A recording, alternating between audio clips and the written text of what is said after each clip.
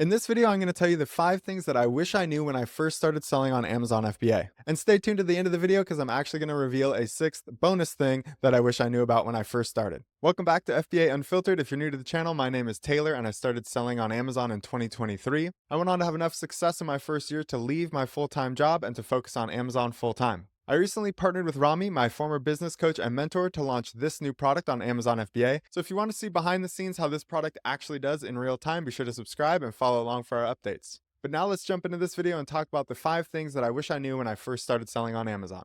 Alright, the first thing I wish I knew goes against almost all of the hype videos you see on YouTube about selling on Amazon, and that is that you need money to start. Alright, I know that sounds obvious. I hope it doesn't come as too much of a surprise, but I just gotta say that when you see people talking about starting selling on Amazon for $100, $1,000, $2,000, I just don't think that's realistic, and it was not my experience at all. First and foremost, just understand that if you're trying to start real cheap and you want to start selling a low ticket product, a product that's priced lower than, let's say, $25, well, those kinds of cheap products, even though they might be easier to fund for your launch, attract cheap customers. And these customers are the worst kinds of customers. Now, I have nothing against people who are frugal and want to try to save money. That's all great. But from a business perspective, when you sell something cheap, you're attracting a particular type of customer, and I wish I knew this when I first started because I ended up launching a couple cheap products. These types of customers ask tons of questions that could be easily found on your listing because they simply don't take the time to read it. They're the type of customers who seem to get disproportionately upset when the product doesn't meet their expectations, even though they only spent $9 on it, and they leave you bad reviews. And they're the type of customer that, in my experience, will frequently abuse Amazon's return policy and send back things to Amazon for a full refund that have obviously been used or damaged. But those are just a couple specific examples of what happens when you try to start really cheap. But overall, I think it's just the wrong mindset. You should understand that if you want more out of your Amazon business,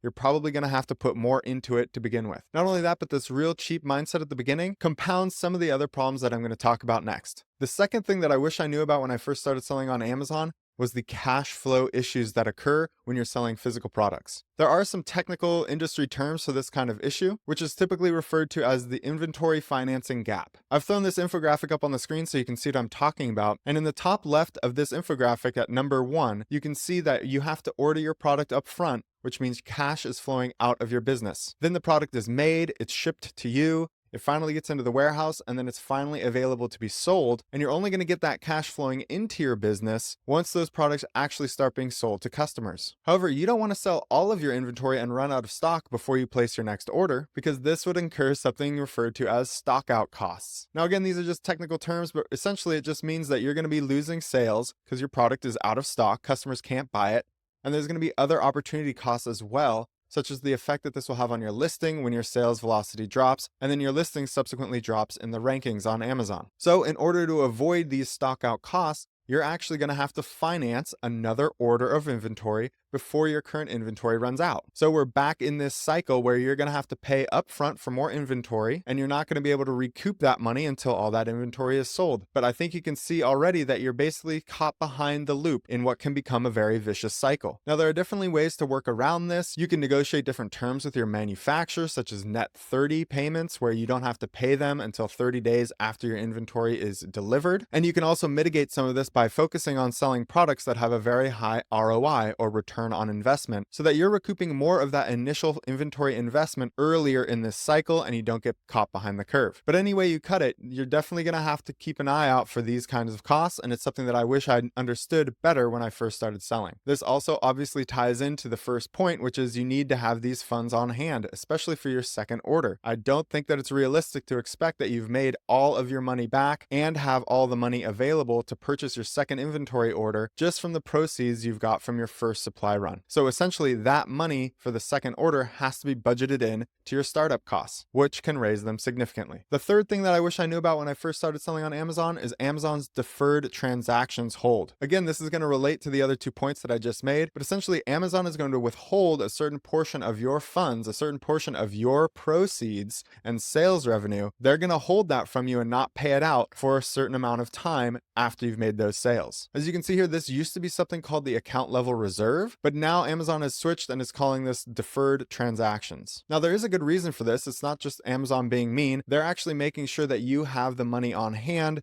to cover any return fees or any issues that happen on the customer end after people have purchased your product. So this functions as a kind of safety net for Amazon so that scammers don't just come on the platform, sell a bunch of junk products, take all the money and run before customers have a chance to complain and get their refunds. However, as you can already tell, this can just exacerbate the previously mentioned cash flow problems that can come up when you're first starting. All right, the fourth thing that I wish I knew about when I started selling on Amazon is inventory management. All right, now maybe I'm sounding like a broken record, but this is also going to be tying into the other points I just mentioned. But inventory management is crucial when you're selling on Amazon, and it's actually something that can really sneak up on you. At least it did for me when I first started selling. The key things to understand here with your inventory management are your lead time and your reorder point. Now, I'm probably going to have to make a whole nother video just about inventory management where I'll go into more detail on how to deal with these issues, but just understand that your inventory management is not something you can be sleeping on. The lead time is the amount of time it takes from when you first place your order with your manufacturer to when those goods are actually available for sale to the customer. And it's not uncommon that these lead times can be 30, 45, or even 60 days out, especially if you're sourcing goods from out of the country. That means that you really need to start forecasting your sales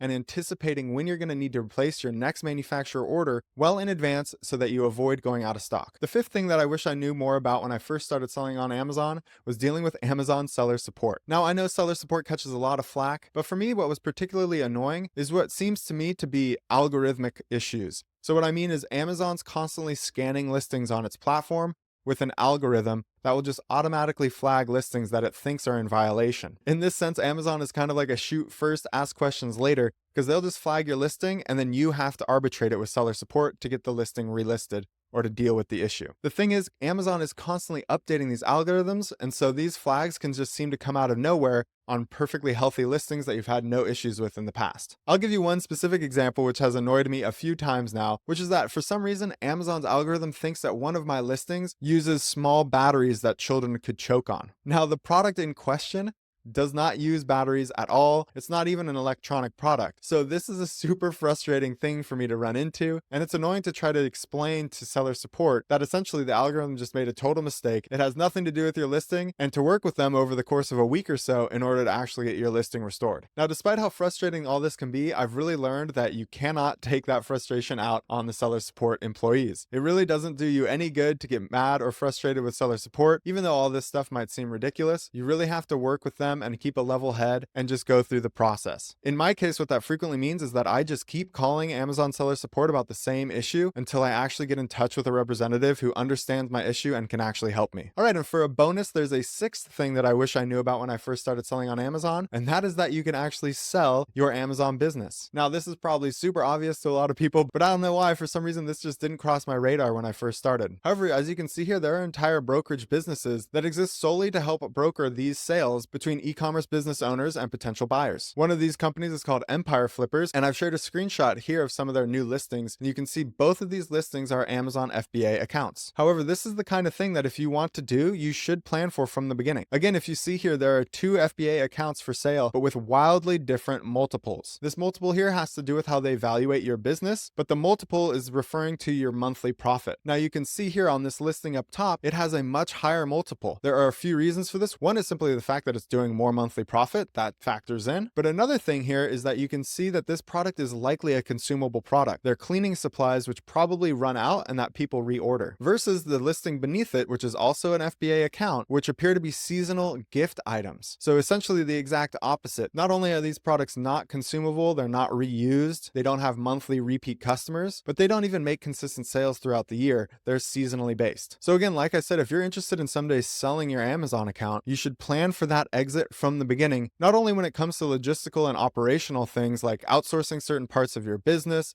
and having standard operating procedures in place for someone to come in and take over without your help, but it also can come down to which products you decide to sell in the first place, with those products that lend themselves to a subscribe and save model fetching a premium from potential buyers. All right, so those are the 6 things that I wish I knew more about when I first started selling on Amazon, but I'd love to know your comments. Were there different things that surprised you or any other potential issues you've heard of that you have questions about? Leave a comment below and let me know. As always, thank you very much for watching, and we'll see you in the next video.